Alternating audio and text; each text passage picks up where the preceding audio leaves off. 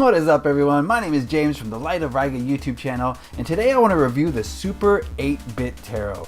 This is a must-have for you video game lovers like me, and I just want to go into this deck and show you what it comes with and what you're going to get from it, and the way it made me feel when I got it. First thing you're going to notice is it comes in this box here. It's a rather flimsy box, but it gives you the impression of those old NES games. You know, the ones with the little gold symbol here. You guys remember that, right? If you're as old as I am, you remember that. And it's not a box that you would keep your deck in, but it's definitely a box that makes you feel happy when you see it in the mail, you know, because it is just reminiscent of all the old NES games, and it's really cool the way it is packaged. I like it quite a bit. Super 8-Bit Tarot. Now, there's no little white booklet on this. Instead, it comes with a map, like you would see with The Legend of Zelda, right? And it's very cleverly laid out. You'll see on one side of the map it has the various meanings of the cards, and it's very quick, very short description of each card. So if you're new to tarot, you're definitely going to want to do alternate study guides with this deck, but this is a good refresher in case you're in a pinch. And on the other side, it shows you how to do the Celtic Cross, but it's laid out in a very video gamey way. So you got World 1 is the heart of the matter, World 2 is the cover. So it's really cool, the little map that you get with it. And then we'll get into the cards here, and the first thing I noticed was the border was a little bit off on my printing. I don't know if this is across all printings, if they're all like that or not, but it was something that I could get over because I love this deck so much. I love the other side of them, that I don't really mind the cover as much, being a little bit off. As you can see here, this side has got more white than that side. But I do like the background. It's got a little flower fire sort of thing. I don't know. Flower fire? What? Anyway, so we'll take a look at this deck. Let's turn it over. We'll start with the Major Arcana. I'm just going to flip through the cards one by one. If you want to pause the video at any point to take a look at the card, then be my guest. We've got the Fool.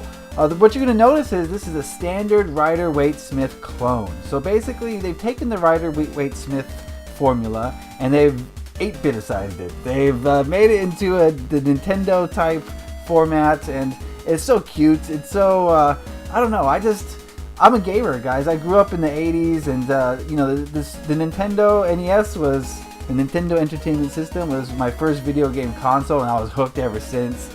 And so this deck, as soon as I saw it on the internet, I knew I had to have it, okay?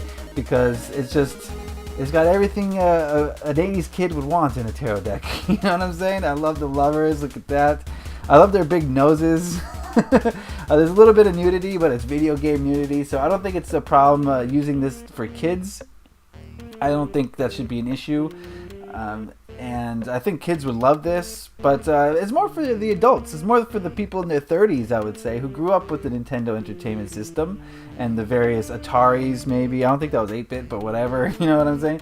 The video game kids would love this, and I don't think there's any other video game tarot deck on the market, so this is kind of your only option as far as that goes, and it's a really good option. I've done about, I don't know, I would say over 100 readings with this deck, and I've got to say that it's just like a Rider-Waite-Smith, but I just feel very warm and fuzzy when I read this deck. It feels happy, you know, even the Death card here, it doesn't feel that dark, right? It just feels very happy, like the princess could be in any of these castles, you know what I mean? And it brings you back, it makes you nostalgic of times forgotten when you were, you know, just transplanted into all these different worlds, whether you're an Italian plumber or an elfin hero in a little boy's body, or you know what I mean? So it's very a nostalgic feeling. The majors are illustrated beautifully. I really like the majors. A lot of color, the sun. Look at the color of the sun there. Very gorgeous, in my opinion. Judgment card is a little weird. I don't get with the purple people, but okay, maybe that's a game I didn't play. I don't know. And of course, the world. One thing that I will say about this deck is every card has this little IK logo in there, and I guess that's the illustrator's initials, I would assume. And at first I didn't like it. You know, I thought it was kind of tacky, especially to put it, you know, if you're going to put something like that, do it on the back side so that you can't see it every time you do a reading. So at first it took me some getting used to, but eventually I just basically ignore it and I don't even see it anymore. So I don't know if that's going to, you know, affect things for you, but for me it was, at first it was kind of annoying, and then I forgot all about it. Now I don't even see them anymore.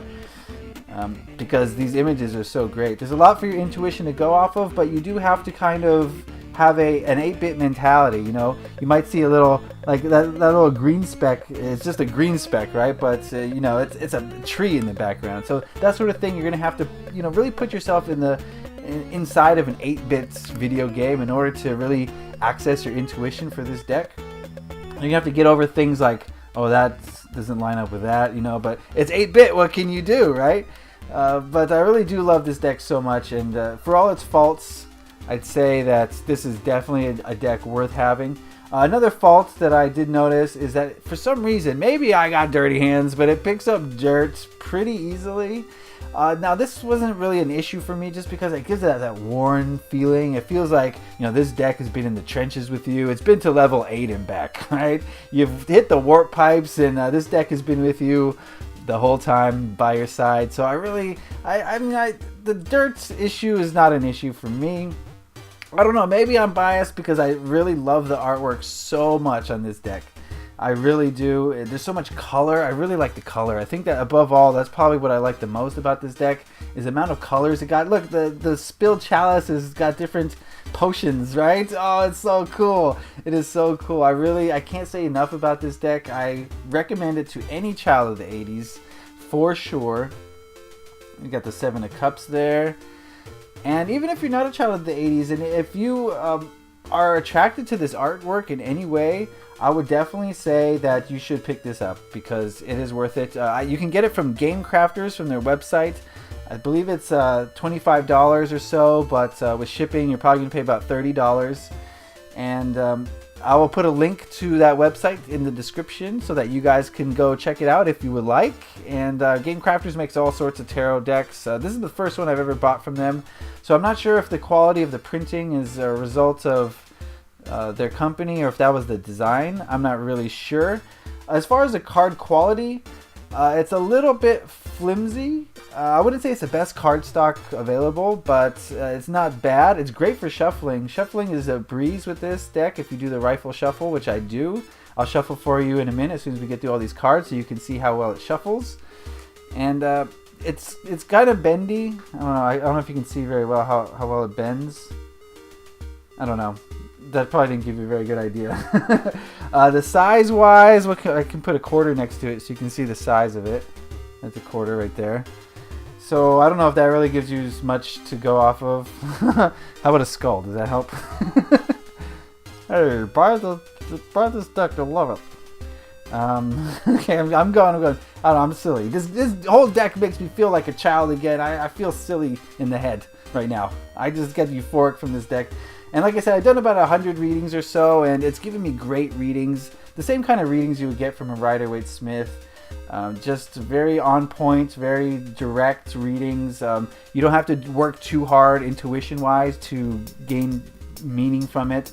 You could just pick this deck right up and start reading. There's no requirement, which is part of the reason why the map doesn't have a huge in-depth look at the meanings behind the cards, because I guess they kind of assume that you're used to Rider-Waite-Smith already and you know what's going on. It's pretty much par with the Rider-Waite-Smith. I would say it's a clone definitely, but with a very unique artistic style.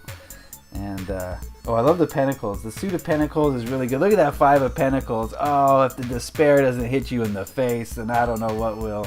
And yeah, I mean, all the suits are great, but I love to see color, and that's really what draws me to this deck the most, I think, is the color. I just really love the color. And their noses. Look at their little noses. Isn't it cool? I don't know. I like it. Alright, so we're getting near the end of it. We're at the 10 of Pentacles here. Look at all the color in that 10 of Pentacles. Beautiful. Have you guys looked past the little IK symbol yet? I mean, by now you probably don't even realize it was there until I said something. So let's give this a shuffle and show you just kind of the durability of these cards. And that will be the episode. And I really appreciate you guys tuning into this video, and I hope I gave you a sense of what this deck is like. Look how easy that shuffles. Oh, it's like a dream. Like a dream. It's If the cards bend, but they don't stay in position. They kind of snap back to straight.